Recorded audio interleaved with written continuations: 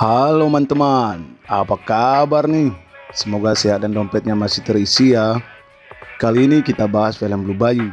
Film ini dirilis pada tahun 2021. Film ini dibintangi oleh Justin Chun. Ia juga sutradara dan penulis naskah dari film ini. Ia beradu akting dengan Alicia Vikander. Film bergenre drama ini mengisahkan seorang pria asal Korea yang tidak diinginkan oleh ibu kandungnya. Kemudian diadopsi oleh warga Amerika pada usia balita. Namun di usia 30 tahun, ia diusir dari negara Amerika karena dianggap imigran gelap. Dan inilah alur ceritanya. Film dimulai dengan memperlihatkan seorang pria yang bernama Antonio sedang diinterview di kantor sebuah bengkel. Ia mencari pekerjaan sampingan untuk menambah penghasilan, sebab upah pekerjaan sebagai seniman tato tidaklah cukup. Sementara, Katie istrinya yang berprofesi sebagai perawat rehabilitas telah cuti bekerja karena sedang mengandung. Karena adanya catatan kriminal sebagai pencuri, Antonio pun tidak diterima untuk bekerja di bengkel itu.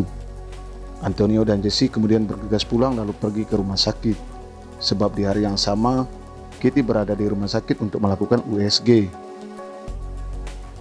Dari siaran televisi rumah sakit, terdengar berita terjadinya penggerbekan imigrasi gelap untuk dideportasi. Di pagi hari, Antonio menyiapkan sarapan untuk Katie dan Jessie. Setelah sarapan pagi, seperti biasanya, Antonio mengantar Jessie ke sekolah. Tapi pagi itu, Antonio melihat raut wajah Jessie sedang murung. Ternyata Jessie khawatir. Dia menduga pusat perhatian Antonio suatu saat akan tertuju pada adik bayinya. Ia takut Antonio melakukan hal yang sama seperti yang dilakukan ayah kandungnya. Untuk diketahui, Jessie bukanlah anak kandung dari Antonio. Antonio kemudian meyakinkan anak itu dengan ia mengajak Jessie untuk jalan-jalan. Jessie bolos sekolah. Pertama, Antonio membawa Jessie ke tempat ia bekerja. Di sana, Jessie berbincang-bincang dengan teman kerja dan customer ayah tirinya itu. Setelah dari studio tato, Antonio lalu membawa Jessie ke tempat favoritnya, yaitu raba-raba. Ia kembali meyakinkan Jessie. Dia berjanji tidak akan membuat Jessie kecewa. Jessie tetap jadi cinta pertama dalam hatinya. Keraguan Jessie terhadap ketulusan ayahnya itu bermula saat USG ibunya. Jessie melihat Antonio menangis bahagia karena akan memiliki anak. Sedangkan Antonio, ayah tirinya itu belum pernah menangis untuk dirinya. Mendengar kepolosan anaknya itu, Antonio tersenyum. Ia memeluk Jessie. Jessie kembali terlihat bahagia. Saat pulang, di atas motor, Jessie memeluk Antonio dengan erat. Hari itu keraguannya pada Antonio pun hilang. Ia percaya cinta Antonio pada mereka benar-benar setara. Setelah makan malam, mantan suami Katie bernama As yang merupakan ayah kandung Jessie tiba-tiba menelpon Katie, meminta Katie untuk mempertemukan Jessie dengannya pada akhir pekan nanti. Namun Katie berbohong pada As bahwa Jessie sedang sakit. Ia juga meminta As untuk menjauhi mereka selamanya, sebab ia sudah memiliki keluarga baru bersama Antonio. Akhir pekan pun tiba, Antonio, Katie, dan Jessie pergi shopping-shopping di toko sembako Mama Lily. Di saat yang sama, As bersama rekan kerjanya bernama Denny juga berada di toko sembako Mama Lily itu. Untuk diketahui, As merupakan seorang polisi. As melihat ternyata ada Antonio dan Katie. Ia kaget, ternyata Jessie juga ada di sana. Ia kecewa ternyata Katie berbohong kepadanya. Lalu disusul oleh Denny, rekan kerja As itu. Denny memprovokasi As. Denny menghasut Antonio lah penyebab Jessie dan As tidak bisa bertemu. Namun As menentang pernyataan Denny itu. As tidak menyalahkan siapa-siapa. Namun Denny yang sok peduli itu tetap menyalahkan Antonio. Situasi semakin tegang. As mencoba meredam dan menyuruh Denny pergi. Namun Denny tidak menghiraukannya. Kemudian As menyerahkan Antonio dan Katie untuk kembali ke rumah. Lagi-lagi Denny tak terima. Ia kemudian mendorong Antonio dan memukulnya hingga tak berdaya. Kemudian Denny menyeret Antonio di tahanan kantor penegak imigrasi dan bea cukai Amerika atau ICE. Denny melaporkan Antonio sebagai imigran gelap. Antonio pun dipersidangkan untuk dideportasi. Antonio dan Katie lalu menemui pengacara. Katie meminta perlindungan terhadap hak warga negara Antonio.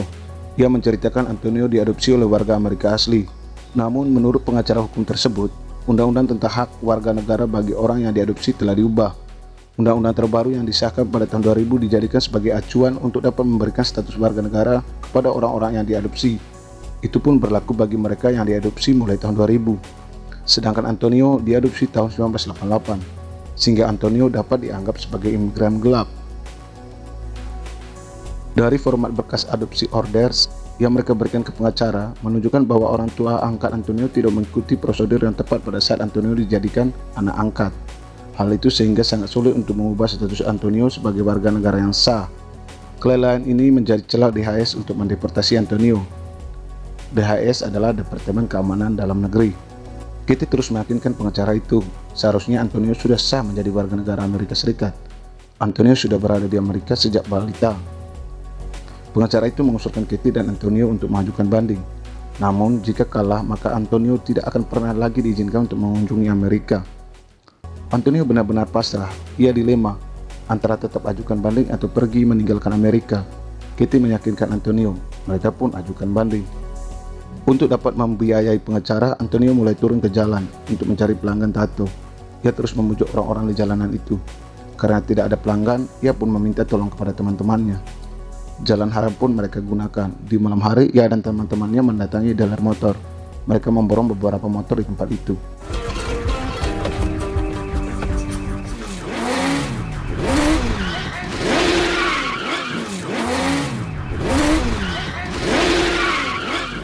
As yang pada saat itu sedang bertugas ronda malam mendapati aksi Antonio dengan kawan-kawan. Karena As tahu siapa pelakunya, As pun membiarkan Antonio pergi. Setelah motor curian itu dijual, Antonio dan Kitty kembali menemui pengacara. Antonio kemudian memberikan uang tersebut pada pengacara itu. Pada Kitty, Antonio mengaku uang itu dipinjam dari teman kerjanya.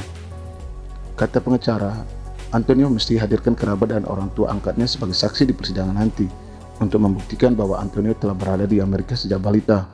Namun kepada pengacara itu, Kitty mengatakan orang tua angkat Antonio telah meninggal. Tapi pengacara itu memberitahu Kitty kalau sebenarnya orang tua angkat Antonio masih hidup.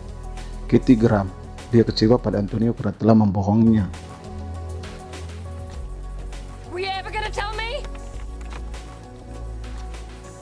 Antonio hanya ingin melupakan masa lalunya.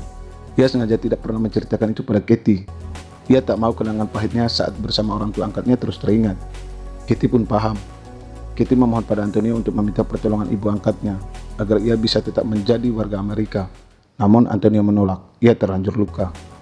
Karena itu Kitty merajuk lalu tinggalkan Antonio sendirian. Kitty pergi ke rumah ibunya. Karena cintanya pada Kitty dan Jessie begitu besar, ia dengan berani kembali mengunjungi orang tua angkatnya. Antonio menangis. Ia kecewa pada ibu angkatnya itu. Seandainya saja dulu ibu angkatnya mau ikut kabur bersama Antonio, mungkin saja ibu angkatnya itu pasti bahagia. Ia kecewa sebab perlakuan ayah angkat Antonio selalu menyiksa Antonio dan ibu angkatnya itu. Karena itulah Antonio kabur. Semenjak itu, Antonio tidak pernah lagi bertemu dengan kedua orang tua angkatnya. Hingga hari ini, ia datang lagi. Ia datang memohon bantuan untuk hadir sebagai saksi persidangan nanti. Namun ibu angkatnya hanya diam seribu bahasa. Beberapa hari kemudian, ternyata Kitty telah melahirkan. Ia kemudian memberitahu Antonio agar menjemput mereka kembali ke rumah. Antonio memberitahu Kitty bahwa ia telah pulang dari orang tua angkatnya, dan sepertinya ia tidak hadir di persidangan. Hari persidangan pun tiba. Di persidangan, As mantan suami Kitty juga hadir di sana. Ia siap memberikan kesaksian tentang Antonio. Ia lakukan itu agar Antonio tetap bertahan di Amerika, sehingga Jessie anaknya pasti tetap tinggal. As takut jika Antonio dideportasi, maka yang jelas Jessie akan mengikuti Antonio, dan As tidak akan bertemu dengan anaknya itu lagi. Selain As, hari itu ternyata ibu angkat Antonio juga hadir. Namun, Antonio tiba-tiba saja tidak ada di persidangan itu. Karena tak ada Antonio di persidangan, ia pun dianggap kalah dan diusir dari negara itu untuk selamanya. Kitty benar-benar kecewa. Namun malamnya Antonio muncul di rumah. Rupanya ada sesuatu yang terjadi pada dirinya. Ternyata Antonio dari hutan ke rumah berjalan bertati-tati. Ia ingin memberitahu Kitty tentang semua yang terjadi. Tapi Kitty tak membiarkan ia masuk. Antonio pun pergi. Ia benar-benar sedih. Pria tato itu pun menangis dalam kehujanan. Keesokan harinya, saat As kembali berpatroli dengan Denny memberitahu As bahwa Antonio tidak hadir di persidangan karena ia dengan kawan-kawan menculik Antonio ke hutan, mengeroyok Antonio hingga tak berdaya. As pun kecewa. Ia naik pitam. Dengan sigap As kemudian memborgol tangan Denny dan akan membawanya ke penjara. Sebelum ke kantor polisi, ia memberitahu Kitty tentang apa yang terjadi pada Antonio. Kitty benar-benar marah. Ia lepaskan semua kesesalannya itu pada pria tak tahu diri itu.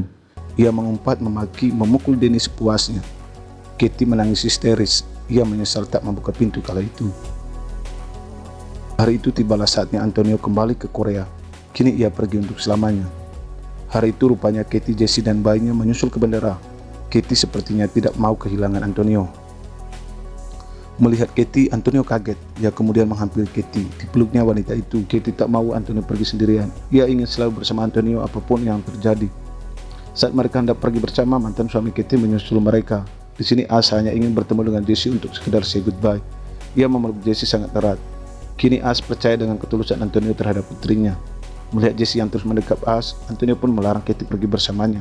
Ia rela pergi sendirian demi Jessie. Lagian, kata Antonio, ia tidak memiliki rumah di negara lahirnya. Ia tidak tahu akan tinggal di mana. Ia tak mau mereka akan menjadi gelandangan bersama dirinya. Saat hendak pergi, Antonio mendekati Jessie untuk terakhir kalinya. Jessie menghindar. Rupanya Jessie masih cemburu dengan adik bayinya. Atau mungkin ia kecewa terhadap Antonio. Lalu Antonio pun pergi. Saat digiring oleh pihak polisi bandara, Antonio terus menoleh ke arah Jessie. Ia tak rela pergi. Ia sangat mencintai anak itu. Tiba-tiba Jessie menangis, meneriaki namanya. Ia melarang Antonio untuk pergi. Ia memanggil Antonio dengan sebutan ayah. Mendengar teriakan Jessie, Antonio dengan sigap menerobos kedua polisi itu. Ia tersungkur lalu memeluk Jessie. Ia menangis dalam kesedihan. Jessie terus mendekat tubuh Antonio sangat erat. Ia tak mau Antonio pergi. Jessie terus memohon. Jessie tak tahu yang menimpa mereka. Hati Jessie kembali patah, kali ini karena aturan negaranya. Agar Jessie tidak terlalu dalam patah hatinya, Antonio pun berjanji akan kembali, entah kapan. Tamat. Film ini diangkat dari kisah nyata warga yang sudah tinggal bertahun-tahun dan bahkan dibesarkan di Amerika karena dokumen yang belum lengkap. Mereka pun dideportasi ke tempat lahirnya, padahal mereka sama sekali tidak memiliki kenalan di negara lahirnya. Semoga kejadian seperti ini dapat terselesaikan dan rasis di dunia ini pun musnah.